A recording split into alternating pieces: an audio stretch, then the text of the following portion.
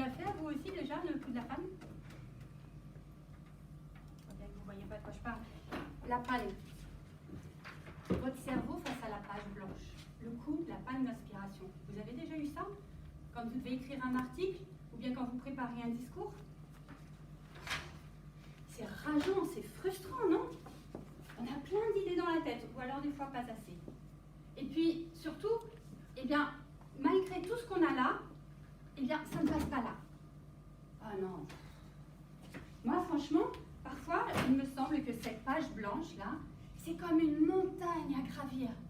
Et vous savez, de la première ligne à la dernière ligne, ça semble insurmontable. Ça me paralyse. Et, ben, du coup, j'ai l'impression que je ne sais même plus écrire, en fait. Non, c'est dramatique. Bon, je vous rassure, je dédramatise. En vérité, il y a une solution. Est-ce que vous aimeriez la connaître? Oui. Alors, je vous invite à un voyage sur mesure. Imaginez cette page blanche comme un océan que vous allez traverser pour atteindre les plus belles contrées que vous désirez visiter. Ça vous tente? Et au cours de cette épopée, vous allez vous révéler. Première chose, décomplexer. Tout simplement parce que bien souvent, on a idée d'un texte parfait, les phrases bien tournées, les mots bien choisis, et on voudrait que ça vienne du premier jet. Ne mettez pas des enjeux démesurés sur cette pauvre page blanche. Vous aurez bien le temps de peaufiner plus tard, et d'ailleurs j'y reviendrai. Donc, pour partir en voyage, vous avez besoin de faire des repérages. Donc, sur la page blanche, vous allez noter toutes les idées que vous avez dans la tête en rapport avec le sujet que vous souhaitez développer. Vous allez pour cela vraiment mettre absolument tout ce qui vous passe par la tête et ne pas vous censurer surtout. D'accord? Pas de jugement sur vos idées. Vous allez en mettre plein partout, comme ça cette page ne sera plus blanche, elle sera beaucoup moins effrayante. Et vous aurez de la matière à travailler.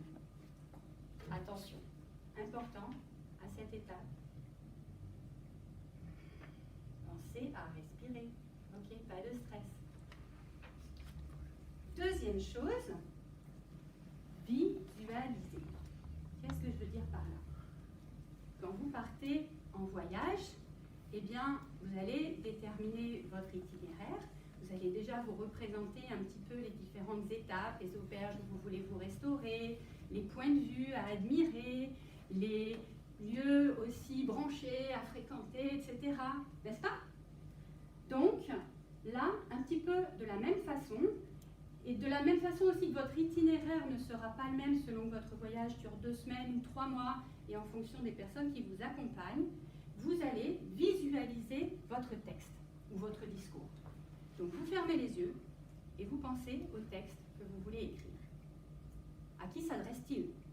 En fonction des personnes que vous souhaitez toucher, le texte sera différent.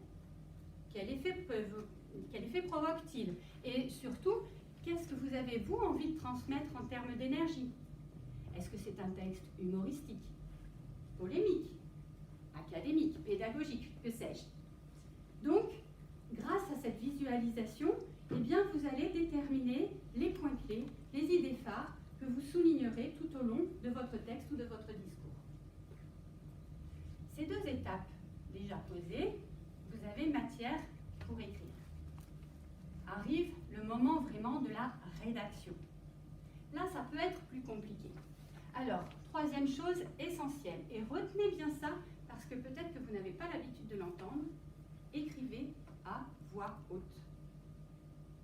J'ai bien dit écrire à voix haute.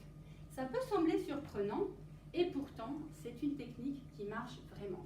Pourquoi? Parce que c'est beaucoup plus facile de parler que d'écrire. Alors, si vous n'arrivez pas à écrire aussi vite que vous pensez vous parler, eh bien imaginez que vous discutez avec un ami et que vous lui racontez ou que vous lui expliquez le message que vous voulez transmettre. Et pensez bien à vous enregistrer pendant cette conversation imaginaire parce qu'ensuite, comme ça, Vous n'avez plus qu'à retranscrire vos idées et votre texte est quasiment bâti.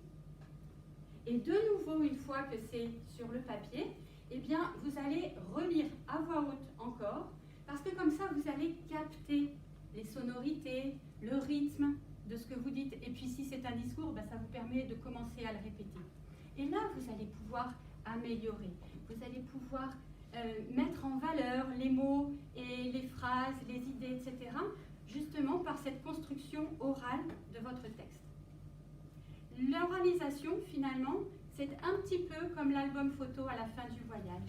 C'est ce qui va vous permettre d'avoir des souvenirs encore plus impactants, ce qui va vous permettre de laisser la meilleure trace. Donc, en conclusion, eh bien, tout simplement, je vous recommande vivement de considérer cette page blanche comme votre meilleur ami.